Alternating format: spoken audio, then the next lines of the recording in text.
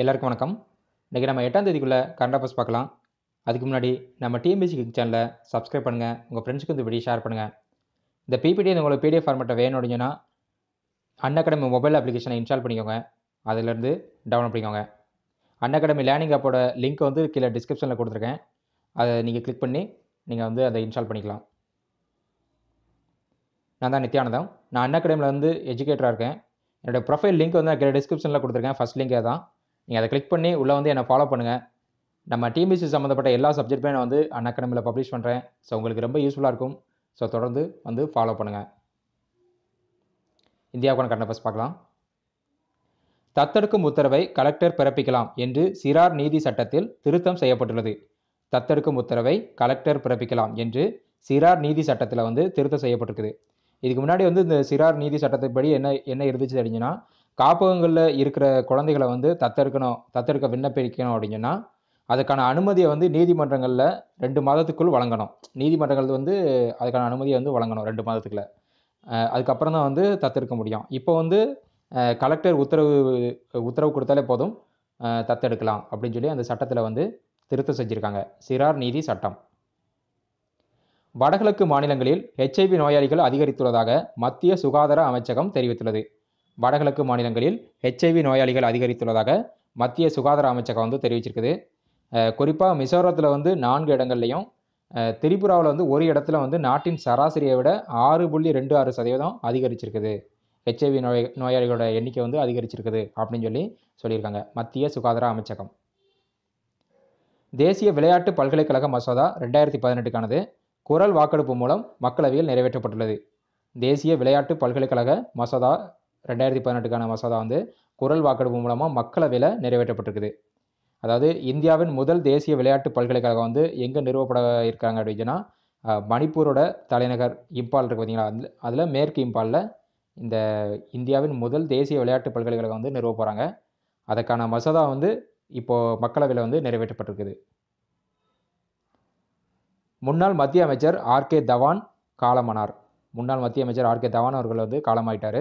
அவர் வந்து மாநிலங்களவை எம்பியாகவும் இருந்திருக்கிறாரு. இந்திரா காந்தி அவர்களுடைய தனி செயலாளராகவும் நீண்ட காலம் பணியாற்றியவர். உலகத்துக்கான கரண்ட் அஃபேர்ஸ் பார்க்கலாம். வங்கதேசத்தில் சாலை விபத்தை ஏற்படுத்துவோருக்கு ஜாமீனில் வெளிவர முடியாத 5 ஆண்டுகள் சிறை தண்டனை வழங்கும் சட்டம் வந்து நிறைவேற்றப்பட்டிருக்குது. வங்கதேசத்தில் வந்து சாலை விபத்தை ஏற்படுத்துவோருக்கு ஜாமீனில் வெளிவர முடியாத 5 ஆண்டுகள் சிறை தண்டனை வழங்கும் சட்டம் வந்து நிறைவேற்றப்பட்டிருக்குது. இதை வந்து வங்கதேச பிரதமர் ஷேக் ஹசீனா அவங்க தலைமையிலான அமைச்சரவை கூட்டத்தில் இந்த புதிய சட்டத்துக்கு வந்து ஒப்புதல் அளிக்கப்பட்டிருக்குது. பெப்சி நிறுவனத்தின் CEO பதவியிலிருந்து இந்திரா நூயி விலகியுள்ளார். பெப்சி நிறுவனத்தோட CEO பதவியிலிருந்து இந்திரா நூயி அவர்கள் வந்து விலகியிருக்காங்க. இவங்க வந்து சென்னையில் பிறந்தவங்க, சென்னையை சேர்ந்தவங்க இந்திரா நூயி. அவங்க வந்து இப்போ 12 வருடங்களாக வந்து இந்த பொறுப்பில் இருக்காங்க. பெப்சி நிறுவனத்தோட CEOவாக இருக்காங்க. இப்போ புது CEOவை நியமிச்சிருக்காங்க. யாருன்னு பார்த்தீங்கன்னா, பிரசிடென்ட் ராமோன் லக்வாடா அப்படிங்கிறவர் வந்து புதிய CEOவாக தான் நியமிச்சிருக்காங்க. நார்வே நாட்டில் சர்வதேச அளவிலான மரம் அறுக்கும் போட்டி நடத்தப்பட்டுள்ளது. நார்வே நாட்டில் சர்வதேச அளவிலான மரம் அறுக்கும் போட்டி வந்து நடத்தப்பட்டிருக்குது. இந்த போட்டியை வந்து லில்லிஹாமர் அப்படிங்கிற நகரில் நடைபெற்றுச்சு. இந்த போட்டி லில்லிஹாமர் அப்படிங்கிற அதாவது நார்வேல இருக்கிற லில்லிஹாமர் நகரில் வந்து நடைபெற்றிருக்குது. இதில் வந்து 28 நாடுகளைச் சேர்ந்த 130 வீரர்கள் வந்து பங்கேற்காங்க. 28 நாடுகளைச் சேர்ந்த 130 வீரர்கள் பங்கேற்றுள்ளனர். 33வது ஆண்டாக இந்த போட்டி வந்து 33 ஆண்டாக நடக்குது. இப்போ 33வது ஆண்டாக நடத்தப்பட்ட இந்த சர்வதேச சாம்பியன்ஷிப் போட்டியில் ஜெர்மனியை சேர்ந்த வீரர் வந்து சாம்பியன் பட்டம் பெற்றிருக்கிறாரு. ஃபேஸ்புக் நிறுவனமானது டிஜிட்டல் கல்வியறிவு நூலகம் அப்படிங்கிற ஒரு நூலகத்தை வந்து தொடங்க இருக்கிறாங்க. டிஜிட்டல் கல்வியறிவு நூலகத்தை தொடங்க இருக்கிறாங்க. யாருன்னா ஃபேஸ்புக் நிறுவனம். இதுக்காக வந்து ஹார்வர்ட் பல்கலைக்கழகத்தின் இணையம் மற்றும் சமூகத்திற்கான பெர்க்மன் கிளைன் மையம், அந்த இருவரும் தான் வந்து அதுக்கான பாடங்கள் மற்றும் காணொலியை வந்து வடிவமைச்சிருக்காங்க. இது டிஜிட்டல் கல்வியறிவு அப்படின்னா, அதாவது வீடியோஸ் மூலமாக வந்து கிளாஸ் எடுக்கிறது. இப்போ நம்ம டிஎன்பிஎஸ்சி கிங் மாதிரி தான். அதை வந்து யார் அந்த பாடத்தை வந்து வடிவமைச்சிருக்காங்க அப்படின்னா, ஹார்வர்ட் பல்கலைக்கழகத்தின் இணையம் சமூகத்திற்கான பெர்க்மன் கிளைன் மையம். நியமனங்கள் பார்க்கலாம். சென்னை உயர்நீதிமன்றத்தின் தற்காலிக தலைமை நீதிபதியாக ஹுலுவாடி ஜி ரமேஷ் நியமிக்கப்பட்டுள்ளார். சென்னை உயர்நீதிமன்றத்தின் தற்காலிக தலைமை நீதிபதியாக ஹுலுவாடி ஜி ரமேஷ் அவர்கள் வந்து நியமிக்கப்பட்டிருக்கிறாரு. அதே மாதிரி உத்தரகாண்ட் உயர்நீதிமன்றத்தோட தற்காலிக தலைமை நீதிபதியாக வந்து ராஜீவ் சர்மா அவர்கள் வந்து நியமிக்கப்பட்டிருக்காரு. ஒரிஷாவோட உயர்நீதிமன்றத்தோட தற்காலிக தலைமை நீதிபதியாக வந்து இந்திரஜித் மகந்தி அவங்க வந்து நியமிக்கப்பட்டிருக்காங்க. மும்பை உயர்நீதிமன்றத்தோட தற்காலிக தலைமை நீதிபதியாக வந்து என்ஹெச் பாட்டீல் அவர்கள் வந்து நியமிக்கப்பட்டிருக்காங்க. இப்போ சென்னை உயர்நீதிமன்றத்தை எடுத்துக்கிட்டோம் அப்படின்னா இந்திரா பானர்ஜி வந்து தலைமை நீதிபதியாக இருந்தாங்க. அவங்க இப்போ வந்து இது சுப்ரீம் கோர்ட் உச்சநீதிமன்றத்தோட நீதிபதியாக வந்து பதவியேற்றிருக்காங்க. அதனால் இப்போ அந்த இடத்துல சென்னை உயர்நீதிமன்றத்தோட தலைமை நீதிபதி பதவி வந்து இப்போ காலியாக இருக்குது. அடுத்து வந்து தஹில் ரமணி அவர்கள் வந்து அந்த இடத்துக்கு பொறுப்புக்கு வர்றாங்க. அவங்க இடைப்பட்ட காலங்களில் வந்து தலைமை நீதிபதியாக வந்து இவர் குலுவாடி ஜி ரமேஷ் அவர்கள் வந்து இருப்பார். ஏஐபிடி தலைவராக இந்தியரான பயஸ் ஷெகர்யார் அவர்கள் வந்து தேர்வு செய்யப்பட்டிருக்கிறாரு. ஏஐபிடி தலைவராக வந்து இந்தியரான பயஸ் ஷெகர்யார் வந்து தேர்வு செய்யப்பட்டிருக்கிறார். இது வந்து முதல் முறையாக வந்து ஒரு இந்தியருக்கு வந்து இந்த வாய்ப்பு கொடுத்துருக்காங்க. இவர் வந்து நம்ம அனைத்து இந்திய வானொலியோட பொது இயக்குனராக இருக்கிறாரு. அனைத்து இந்திய வானொலியின் பொது இயக்குனர். அதாவது ஏஐபிடி அப்படின்னு சொன்னால் என்ன அப்படின்னு சொன்னால் ஒளிபரப்புதல் வளர்ச்சிக்கான ஆசிய பசிபிக் நிறுவனம். ஒளிபரப்புதல் வளர்ச்சிக்கான ஆசிய பசிபிக் நிறுவனம். அந்த ஏஐபிடியோட ஃபுல் ஃபார்ம் என்ன அப்படின்னு சொன்னால் Asia Pacific institute broadcasting development. இவரோட பதவிக்காலம் வந்து மொத்தம் 2 ஆண்டுகள். அதுக்கப்புறம் இந்த ஏஐபிடி வந்து யாரோட ஆதரவோடு உருவாக்கப்பட்டுச்சுன்னா யுனெஸ்கோ ஆதரவோட 1977 வந்து இந்த நிறுவனம் வந்து உருவாக்கப்பட்டுச்சு. இதோட முதல் மாநாட்டை வந்து மலேசியா நடத்துச்சு. முதல் மாநாடு அதாவது 1977 முதல் மாநாட்டை வந்து மலேசியா நடத்துச்சு. இதோட தலைமையிடம் எங்கே இருக்குது அப்படின்னா கோலாலம்பூரில்.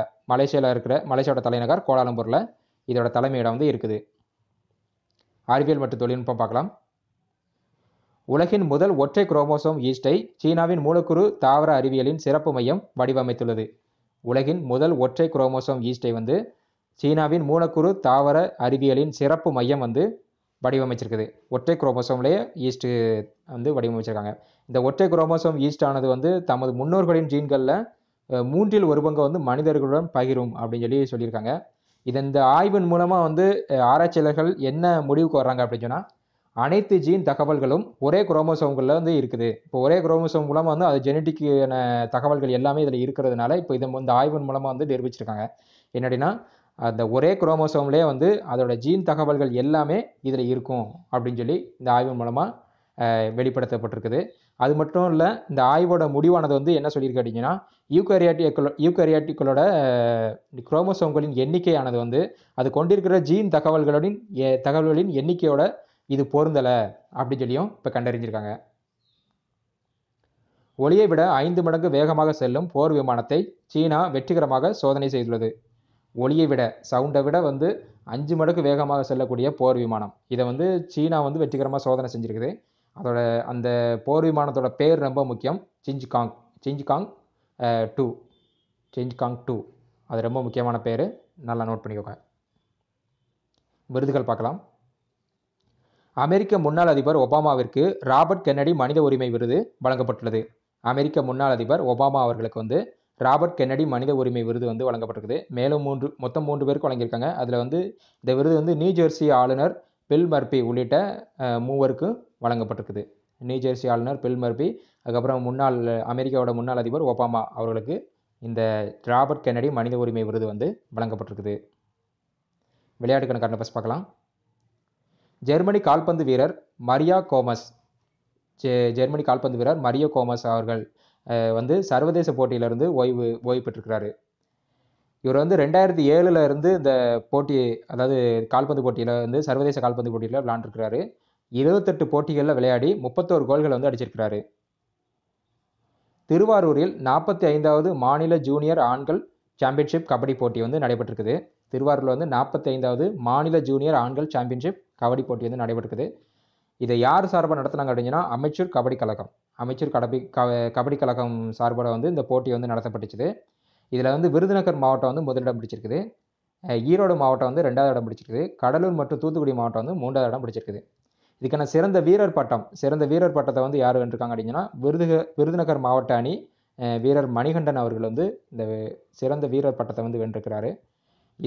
இந்த முதலிடம், 2வது இடம், 3வது இடம் பிடிச்ச மாவட்டங்களுக்கு பிறகு சிறந்த வீரர்கள் இவர்களுக்கெல்லாம் வந்து பரிசு கோப்பைகளை யார் வழங்கினாங்க அப்படின்னா நம்ம தமிழக உணவுத்துறை அமைச்சர் ஆர் காமராஜ் அவர்கள் தான் வந்து பரிசு மற்றும் கோப்பைகளை வழங்கியிருக்கிறாரு.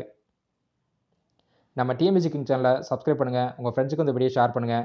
இந்த பிபிடி வந்து உங்களுக்கு பிடிஎஃப் ஃபார்மேட்டில் வேணும் அப்படின்னா நம்ம அன்அகாடமி லேர்னிங் ஆப் வந்து இன்ஸ்டால் பண்ணிக்கோங்க. அதோட லிங்க்கும் இருக்குது. 2வது லிங்காக தான். அந்த லிங்கை கிளிக் பண்ணி நீங்கள் இன்ஸ்டால் பண்ணிக்கோங்க.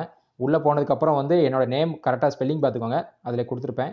அந்த நேம் வந்து கரெக்டாக டைப் பண்ணி சர்ச் கொடுங்க. சர்ச் பண்ணால் என்னோடய ப்ரொஃபைல் வரும். அதில் போய் நீங்கள் ஃபாலோ பண்ணிவிட்டு உள்ளே நம்மளுடைய இங்கே போடுற எல்லா வீடியோஸுமே அதில் இருக்கும். அது போக கூடுதலாக ஹிஸ்ட்ரி, சவுத் இந்தியன் ஹிஸ்ட்ரி எல்லாமே அதில் பப்ளிஷ் பண்ணியிருக்கேன். ஸோ நீங்கள் அதை பார்த்து எந்த பிபிடினாலும் நீங்கள் டவுன்லோட் பண்ணிக்கலாம். வீடியோஸ் பார்த்துட்டு நீங்கள் டவுன்லோட் பண்ணிக்கோங்க. 10 நிமிஷம் வீடியோ பார்த்தா 10 பாயிண்ட்ஸ் கிடைக்கும். 10 கிரெடிட்ஸ் கிடைக்கும். அந்த கிரெடிட்ஸ் மூலமாக நீங்கள் வந்து பிபிடி வந்து டவுன்லோட் பண்ணிக்கலாம். நன்றி.